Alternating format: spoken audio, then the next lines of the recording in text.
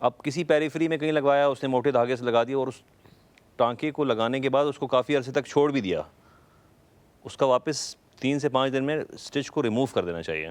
जी, अगर आप हमारे यहाँ स्टिच तो 8 दिन के बाद हाँ, अब स्टिच होते को अगर आप रिमूव नहीं करेंगे तो वो स्टिच अपना निशान भी छोड़ देगा। रिजॉल्वेबल भी ठीक है, डिजॉल्वेबल ठीक है, अगर आप इंटरनल लगा रहे हैं तो वो वहीं डिजॉल्व हो जाएगा। अगर आपने ऊपर से स्टिच लगाया है स्किन से, और स्किन आपने देखा होगा रेल ट्रैक अपीयरेंस बन जाती है। जी बिल्कुल बिल्कुल। ठीक है, वो एक तो ये होता है कि एक चोट का निशान, ऊपर से ऑन टॉप ऑफ इट आपके जो स्टिच है उस स्टिच का अपना निशान।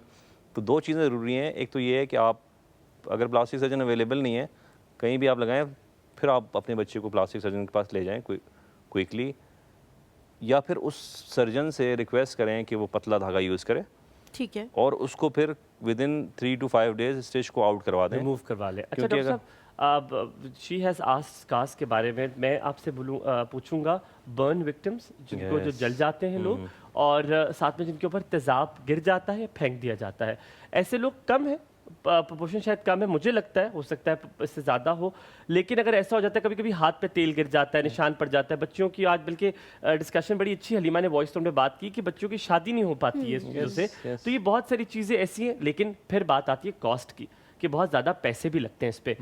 क्या साइज ऑफ द बर्न या वो मैटर करता है कि नहीं, जितना भी साइज होगा कीमत एक ही है, पैसे एक ही हैं, और कितना लंबा प्रोसीजर लगता है उसको ठीक करने में? तीसरा सवाल इसी के साथ है, क्या बॉडी से ही स्किन का पार्ट लिया जाता है, क्योंकि वो फिर एक और मसला, शादी होनी है उसकी, किसी जगह से भी पार्ट नहीं लेके सकते स्किन का उतार के तो वो कर दे, तो ये ज़रा तफसील आपने बहुत अच्छा सवाल पूछा। मेनली ना बर्न की या किसी भी इंजरी की डेप्थ ज़्यादा मैटर करती है कि वो कितना डीप हुआ है।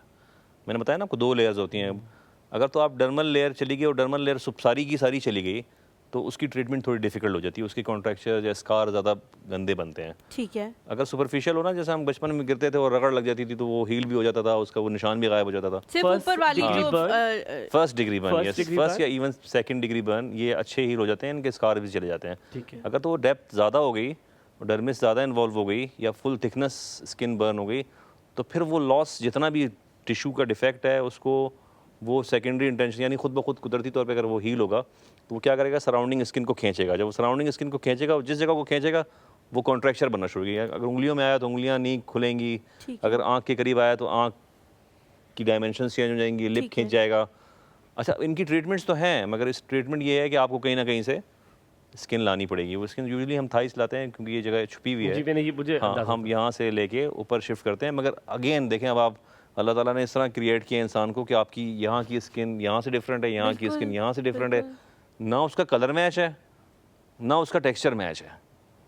तो आप शिफ्ट तो कर देंगे मगर you can not bring that person exactly exactly the same. Burn के केस में बता रहा लेकिन हूँ। डॉक्टर साहब मुझे ये बताएं, जो आपने स्किन की बात की, क्या अगर थाई से ली जाती है वो स्किन वापस आती है हाँ, स्किन और एग्जैक्टली सेम होती है? नहीं, स्कार रह जाता है, स्कार रह जाता है, स्कार रह जाता है। स्कार रह जाता है। आप और जो फेस पे जब आप उसे इम्प्लांट करते हैं तब भी क्या स्कार से पता लगता है कि आपका या implant स्किन हुआ? टोन Yes, से पता लगता है मैं कि बता रहा हूँ ना कि वो स्किन कभी भी वैसी स्किन नहीं होती। ठीक है, तो आपको पैच इफेक्ट आएगा, जैसे ये स्किन कोई डिफरेंट स्किन है,